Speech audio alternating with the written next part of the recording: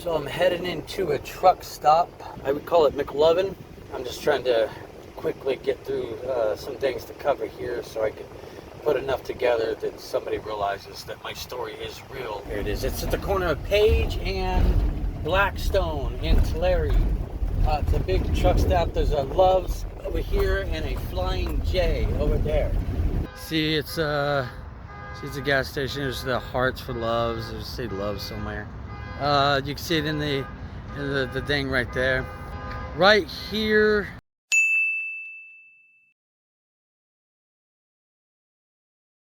I parked there for a long time. Well, I'd park here, but then I'd park down the road a little bit too. Like in 2017, 2018, 2019, I spent a lot of maybe the first 3 or 4 years or so here. Kind of on and off, you know. I'd mostly park here. Sometimes I'd get a hotel room, but there's down the road was a spot where all the trucks used to park, and I'll show you that too. All the trucks used to park along the road too as well. I had a Honda Civic, actually right over this overpass. I don't know if you can see it, right over that overpass right there. Is that it? Yeah. I got into a car accident. I had a Honda Civic, and I was going down the slope. It was just a couple of days after I had gotten the job at La Quinta. Cars were slowing down, and the car behind me hit me, and then made me hit the car in front of it. And then not too much really happened, but my trunk on my Honda Civic had messed up, and so I had to put a gate latch. I had to make a gate latch kind of thing for it so it would lock in place. But I spent a lot of time here setting in it. But if I worked, I got a job. When I worked, I got a job. I'd go over here, go to sleep. I'll show you exactly where that's at. There was a lady that parked and she had a green, I believe like a green older looking SUV kind of thing. I remember she would park next to me, and she was staying here for a long time. There was a time when I was trying to fight back against Sabrina, and she said something along the lines of trying to get me caught up, and it was basically other people would say what basically Sabrina was doing, and so they all knew. But when I was parked here, there was a time my car was really bad. I had no gas, a flat tire, dead battery, and I couldn't charge my phone. There was a time when I had to go into, there's a McDonald's here, and I had to use my laptop to go in there and look for work. I had to use Wi-Fi calling. I ended up getting kicked out because my car looked so bad and horrible. My dad helped a few times, and he would get me he got me some gas in it, and I needed to go to these interviews, and so I needed him to help me get my tire fixed, my battery. I don't know if it was a new battery, it just needed to be jumped. I think it just needed to be jumped, and help me put some gas in it so I could go to these interviews to pick up a job. But I remember I would be sitting in this parking lot, and I would be out in the stall, and I was reading a book, and then a guy pulled up, or a guy sat right by this tree right here, and he thought I was praying, and I was really just kind of reading, and he was kind of making fun of me, mocking me, dear Lord Jesus, help you. And he probably knew that I was also going through that Jesus experience, and he was kind of clowning on me at that time. This was also the time staying here was the first time I dug through trash cans and collected cans and stuff. It was the first time I did that.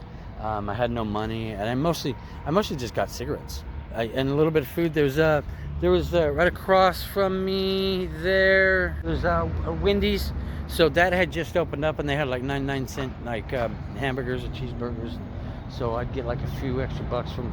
So I'd walk across town a little bit and go collect some cans. I'd get just a few bucks, and I'd get me a cheap pack of cigarettes, and I still darn near smoke the same brand today. A lot of the things kind of started here, not a humongous, but some levels of harassment were here.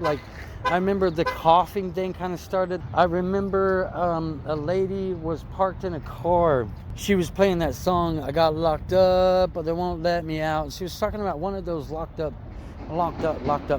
songs. And so I remember I took a picture of her car, and she was man, you caught me, I was just joking with you because we think this is all a joke. But that's, that was years and years and years ago. I'm trying to remember more that happened here. We're gonna go inside real quick. I'm gonna show you one thing that happened. Okay, so I'm in Subway. and you could go into the Love's area right there. All the cashiers kind of knew me at that time here, and because they didn't really know me. We didn't really like communicate or talk or anything. Nobody at that time, didn't know me or didn't know my story. But most of the time in the early stages of things, there wasn't a lot of reactionary stuff that was going on.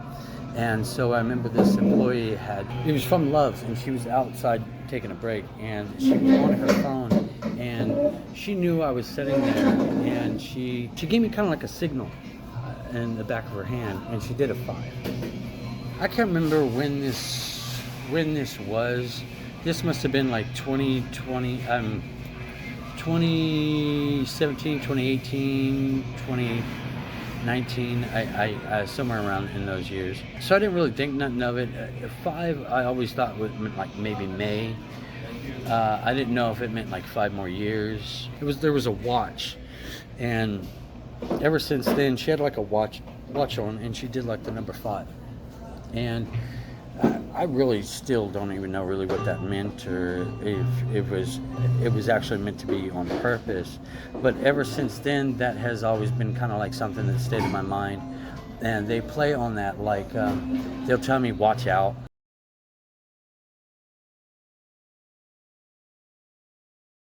The whole thing has been like watching, like if you have a wristwatch, but they're also watching me. And so there's a lot of things that kind of happened at that time that I'm not too sure of. And then I would come into here to, there's McDonald's off this way, as you can see. There's a McDonald's there. Anyways, so I would come in here, and I very rarely ate here that much. Food was too expensive. I don't know how. I can't remember how I would constantly eat. But I would come in here and use the Wi-Fi to look for jobs. I would do like I had another laptop at that time. Actually, that makes sense. That must have been after 2000. Like that should have been maybe like late 2018, early 2019, because I got a laptop at that time because I was trying to get into real estate when I had an apartment during this journey, and I was trying to actually grow and prosper, and I thought that maybe I could get out of this again. And I remember I still had that laptop. I don't have it anymore because I broke it. So I just went ahead and went right across the street. You can see my U-Haul van parked there. I didn't really sleep here. I think maybe just a couple of nights I wanted to take a cigarette break, so just a couple of nights I would sleep here. This is just right across the street from Love's, right over there. They used Flying J as like, during that time they used Flying J as kind of like maybe like the Flying Jesus. So, of course, right. I remember when working at La Quinta, being parked here a lot. I would be parked down there and sleeping, but then in the morning when I'd wake up, I'd come over here and I'd change my clothes over there. And actually that must have been COVID, when COVID first hit.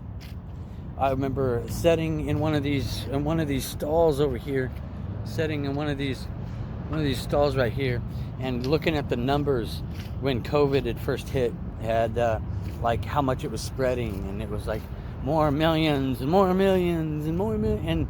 And I remember you could see the freeway, and I remember being able to see like not a lot of cars driving by at that time on the freeway, and I was like, whoa, this is really serious, you know? After I'd get off of work at La Quinta, and I'd get me a couple of burgers there, and I remember the lady in there said something along the lines, it was like the manager, one of the workers or something in there, said something along the lines like, are you going to really let them do this to you? Of course, everyone does it in a way that's not directed toward me. She had like a headset on. So if I would have said, excuse me, what are you talking about? She would have said, oh, I'm talking to somebody else in the thing. But it was, of course, directed towards me because look at what's followed. Apparently, they're really serious about, they believe that they have an injunction against me.